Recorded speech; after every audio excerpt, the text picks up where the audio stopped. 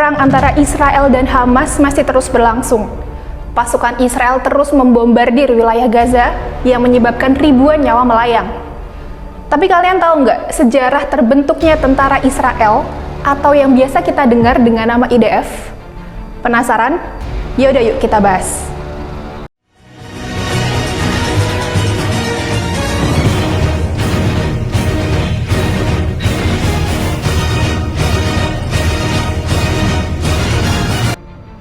Kalau mendengar kata IDF, apa sih yang terlintas di pikiran kalian? Nah, Brigade Edisi kali ini bersama saya Vina Muti, kita akan membahas sejarah terbentuknya tentara Israel atau IDF. Yaudah, langsung aja simak video selengkapnya. Awalnya, mantan Perdana Menteri Israel David Ben-Gurion memproklamirkan kemerdekaan Israel pada tanggal 14 Mei 1948. Nah, perintah pertamanya pada saat itu adalah membentuk pasukan pertahanan Israel atau Israel Defense Force.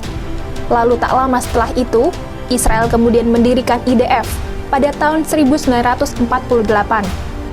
IDF ini adalah personel yang pernah bertugas di Haganah dan Palmah atau merupakan pasukan elit Haganah. IDF juga dinyatakan sebagai satu-satunya angkatan bersenjata yang resmi di Israel. Tujuan IDF dibentuk adalah untuk mempertahankan keberadaan integritas wilayah, menghalangi musuh Israel, dan mengekang segala bentuk terorisme yang mengancam. Pasukan IDF banyak diisi oleh para imigran dari Eropa, beberapa dari mereka adalah penyintas Holocaust, dan yang lainnya adalah veteran Perang Dunia Kedua. Nah, setelah deklarasi kemerdekaan Israel pada tahun 1948, tentara Arab mulai menyerbu Israel. Selain itu, Mesir juga datang dari selatan, Lebanon dan Suriah dari utara, dan Yordania yang didukung oleh Iran dan Arab Saudi datang dari timur. Serangan tersebut disebut sebagai perang pemusnahan dan pembantaian besar-besaran. Pada tahap awal perang ini, IDF masih kalah jumlah personel dan bersenjataannya dari para tentara Arab. Karena sejumlah alasan, bangsa Arab tidak berhasil mengeksploitasi mereka. Israel berhasil mempertahankan diri di hampir semua perang, kecuali di Yerusalem Timur. Perang berlanjut hingga 20 Juli 1949, ketika gencatan senjata dengan Suriah ditandatangani. Saat itu IDF berhasil mengusir tentara Mesir ke jalur Gaza, sementara Yordania mengambil alih tepi barat, termasuk Yerusalem Timur. Seiring berjalannya waktu nih, IDF terus berkembang dengan pesat dan menjadi militer yang kuat. Bahkan IDF mendapatkan dukungan dari negara-negara sekutunya, salah satunya Amerika Serikat. Pada bulan Oktober 2014, IDF menduduki puncak daftar militer paling kuat di Timur Tengah menurut majalah Business Insider. Apalagi, hubungan keamanan yang erat dengan Amerika Serikat, serta industri pertahanan yang berkembang pesat, membuat Israel dapat bersaing secara militer. Selain itu, Israel juga memiliki salah satu pasukan yang paling teruji dan siap berperang, yang telah bertempur dalam 4 pertempuran besar sejak tahun 2006. Angkatan Udara Israel juga menduduki peringkat pertama di seluruh dunia karena memiliki aset luar angkasa, seperti jet tempur canggih, drone bersenjata berteknologi tinggi, serta senjata nuklir. Sahabat Kompas.com, IDF punya doktrin dalam beraksi di medan perang. Doktrin ini dipercaya membantu mereka memenangkan perang. IDF memiliki doktrin yang bersifat defensif, sedangkan taktiknya bersifat ofensif. Karena Israel kurang memiliki kedalaman wilayah, IDF harus mengambil inisiatif jika diperlukan, salah satu taktiknya dengan memindahkan medan pertempuran ke wilayah musuh.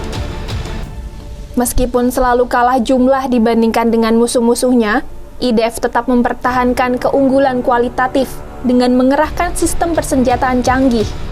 Banyak di antara sistem persenjataan mereka yang dikembangkan dan diproduksi di Israel untuk kebutuhan spesifiknya sendiri. Tapi, sumber daya utama IDF adalah prajuritnya yang berkaliber tinggi. Dalam mempersiapkan pertahanan, IDF mengerahkan pasukan kecil yang terdiri dari pasukan wajib militer dan personel karir dengan kemampuan peringatan dini, serta mengerahkan angkatan udara dan angkatan laut reguler. Mayoritas pasukan IDF adalah pasukan cadangan yang dipanggil secara teratur untuk pelatihan dan dinas pada saat perang. Oleh karenanya, pasukan tersebut dengan mudah dimobilisasi ke dalam unit mereka dari seluruh penjuru negara. 3 cabang layanan IDF terdiri dari Angkatan Darat, Angkatan Udara, dan Angkatan Laut yang berada di bawah komando terpadu dipimpin oleh Kepala Staf yang bertanggung jawab kepada Menteri Pertahanan. Jika ada tugas tempur, prajurit pria dan wanita dari semua tingkatan bertugas berdampingan sebagai teknisi, spesialis komunikasi, instruktur tempur, dokter, pengacara, dan lain sebagainya. Siapapun juga dapat berkesempatan menjadi IDF dan tidak harus memiliki latar belakang pendidikan yang lengkap. Mereka yang berkeinginan menjadi IDF akan diberi kesempatan untuk meningkatkan pendidikan mereka dan didorong untuk belajar dengan biaya IDF selama mereka bertugas.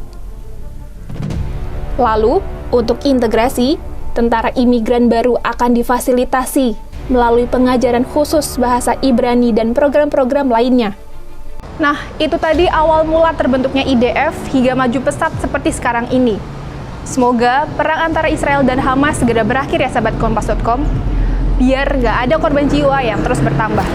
Sekian Brigade edisi kali ini, saya Vina Muti pamit, sampai ketemu di Brigade edisi selanjutnya.